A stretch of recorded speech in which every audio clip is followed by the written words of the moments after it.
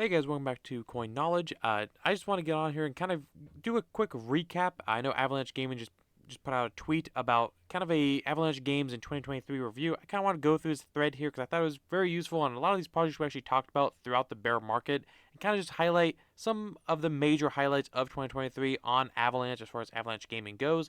So we'll go through here, we'll look through it, and just give me your opinions in the comments below. What were some of the big catalysts that happened on Avalanche on the gaming side that you were excited about, and if you are even excited about Avalanche and gaming on Avalanche as a whole. If you guys are a fan of crypto gaming and projects like this and news like this we bring to your attention, consider subscribing to the channel and liking the videos. Your support means everything. So we'll get in here, we'll kind of look through it. So again, from January to November, I think is where they have this thread at. So January, obviously we can look Stardust integrated with Avalanche, allowing game developers to easily incorporate NFTs into their game.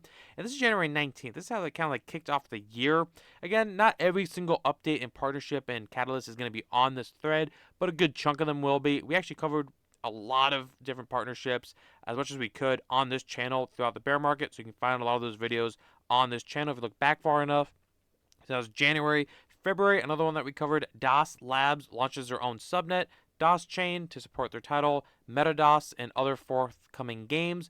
So this did happen in February. We did cover this one. Again, DOS Labs was a huge partnership with Avalanche, and the fact that they launched their own subnet to support their MetaDOS, which is now we're seeing it, almost 10 months later, MetaDOS is one of those really hyped games that is, coming up on the near future for launching, and it will be launching again on their DOS chain. So that was a big partnership that we saw. TSM, another big gaming partnership that we saw, chooses Avalanche, decides to bring Web3 to the Blitz app via its own Avalanche subnet. So again, another subnet building on Avalanche with TSM there, which is a big competitive gaming organization. So we can see here again what TSM's all about. Big partnership, and we'll see all these partnerships, come to fruition. Again, just major catalysts at Avalanche, and we'll look at Avalanche itself and its own price, action that the token's been doing recently, how it's been performing, along with a few others that are brought up in this list as well, and some that we talk about a lot here on this channel. So, we hit GDC. Coop got to live stream and show off his TSM jacket. Again, that's just a little tidbit. Rainy Studios, we've talked about Rainy Studios now that they're building on Beam. But, back in, March 24, Rainy Studios, Rainy Coin announces a Lords of Light trading card game, which will be one of the first Web3 games in the Epic Games Store. And it was. And Lords of the Light actually took off pretty well. It's a really cool game, actually. We actually, again, made a pretty recent video on Rainy Studios, since they are a gaming studio that was on Avalanche, but is actually now building on Beam, and they have a really good game. And again, another one that I believe we covered Rainy Studios back then when they were launching this on the Epic Games Store, back when games launching, or crypto games, Web3 games launching on Epic Games Store was such a big deal. Now it feels like there's so many on there. The novelty's kind of wore off, but it's still a pretty good accomplishment whenever it does happen for a project. April, Merit Circle launched Build on Beam and continues to expand its catalog of games and services. Now this is one that we're seeing quite a bit, and we'll cover Beam and what the price action of Beam has been since they launched about a month ago, early November, I want to say. So, popular gaming DAO Merit Circle is launching Build on Beam, an Avalanche subnet designed specifically for Web3 gaming, and they've been crushing it, honestly. Play Shrapnel, another one that we always talk about, another one that we'll be covering later in this video, again with their token, held their successful mint for the Sigma containment units. Again, they did this back in April 19th, that they minted out completely out of that mint. Again, and then Gunzilla Games, one that we again talked about recently. I don't know if you're noticing a trend here, just saying. But Gunzilla Games announced its Guns subnet, set to host its first game, Play Off the Grid, which honestly does, even to this day, still look like one of the best, visual appealing games out of all the games building. Especially, it could be, if for me, it'd be a toss-up between maybe, Play Off the Grid once we see it, and Shrapnel, as far as right now in this moment of who could really be the top game on Avalanche. But Gunzilla Games, again, AAA game studio Gunzilla Games, creating its Guns subnet, and we'll see that launching here very soon with their Guns token as well, especially with Play Off the Grid once you guys start getting your hands on it. Very exciting when we look back and we see all these news and partnerships that happened earlier this year. Now we're seeing a lot of them come to fruition. So May, Avalanche Summit, I think they had the summit in Barcelona, I want to say. I know they had Avalanche Summit in Barcelona. I think it was this one, again, that we kind of covered a little bit here, what had happened there.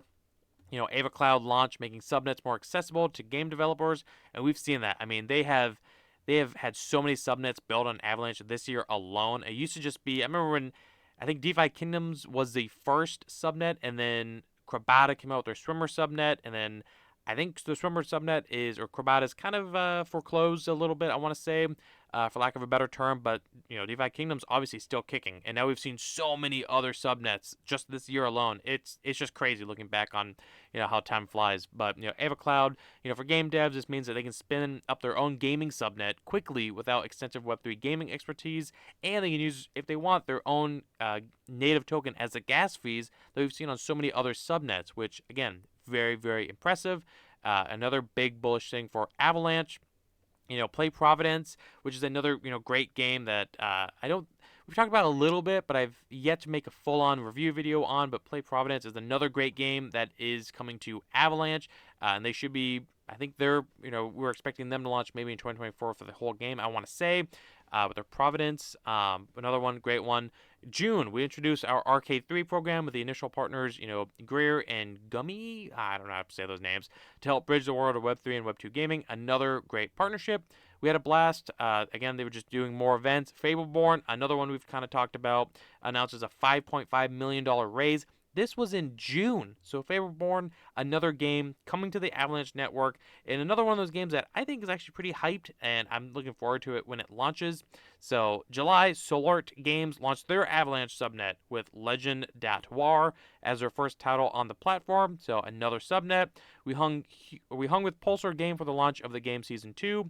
Pulsar Game is one that we actually talked about in the past as well. August, RumbleKongs announced what they were making their home on Avalanche. So RumbleKongs, obviously, coming to Avalanche as well. One that we talked about, again, in the past. Build on Beam open for developers. This is in August. So now, this was before the native token launch, but the Beam mainnet was now available for game developers. We've seen a couple build on Beam, a couple we've covered here as well, like Rainy Studios or Goons of Bellatroon. Mega Weapon migrated to Beam. So we see here again, Mega Weapon is coming to Avalanche to build on Beam. So they will be migrating from to Avalanche, and our partnership with Merit Circle to bring Mega Weapon to the Beam subnet. We've talked about Mega Weapon a little bit, and I believe that it's done very well, and it will do well, as major influencers have talked about the game. And it is a pretty fun game. In my opinion, nothing AAA worthy. If you know about it, you know about it. But it is a fun experience, and I think it will do well. Again, Rainy Studios, Lords of Light Championship kicks off. More Rainy Studios. Again, I think that is going to be, it can be very huge. If you're bullish on Beam, you can be bullish on Rainy Studios. Again, it's almost like a Playable Games or Myriad Games or Gala Games, just a gaming studio ecosystem with their Lords of Light game and more games building a gaming studio on Beam. One of Beam's first projects to actually build on Beam. So I like Rainy Studios a lot. Obviously, DeFi Kingdoms, they made their television debut. I remember when the next crypto gem came out. I think it had something to do with Hello Labs, I want to say, when that came out. It's crazy just going through all these. Obviously, TL LOL. I think this was sorry, I just had a brain fart. T1 obviously partners with SK Planet to offer fan loyalty programs. We have more games coming to the platform. Obviously, Shrapnel raises more money, built on Beam. November.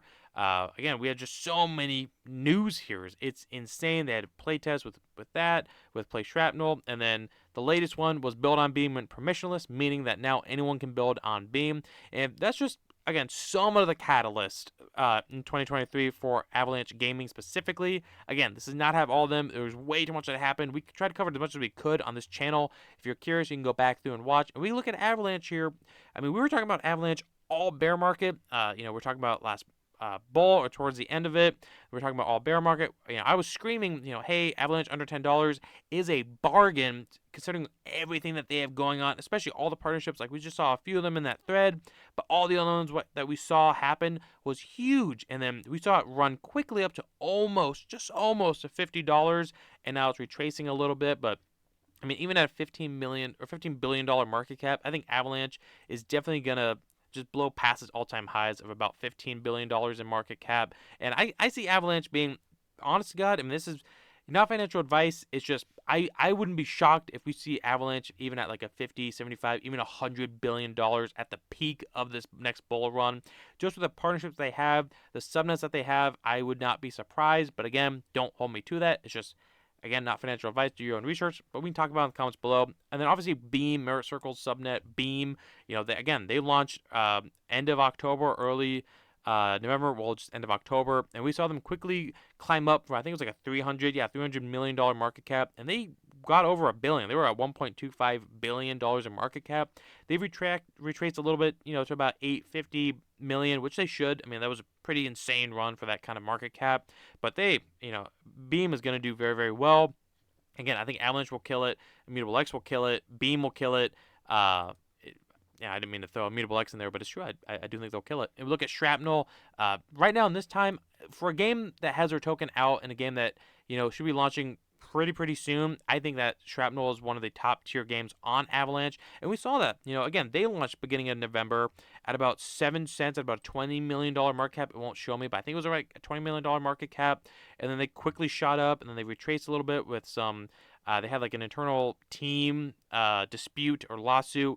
And then it quickly went away, and nobody cared. And it went back up, and it reached about 40 cents, and it's hovering around there right now. So these are just 3 to point out. But again, that was Avalanche 2023. Just some quick updates and partnerships in case you weren't here for along the ride. We're getting you back up to speed. Why should you be bullish on Avalanche Gaming? Some of these major partnerships. Again, there were so many more. Look into it, and I'm excited for what 2024 brings as a whole, and I'm excited specifically also for what is going to happen with Avalanche and gaming underneath Avalanche in 2024. But either way, if you're a fan of crypto gaming and you've been here the whole time throughout the bear market, I want to thank you. Again, I want to thank you guys for watching. Support means everything. And if you guys can like the video, comment. Let's talk about everything that happened in 2023, especially for Avalanche, in the comments below. Let's talk about it. If you guys can subscribe and share the video, and I'll catch you guys in the next one. All right. See you guys.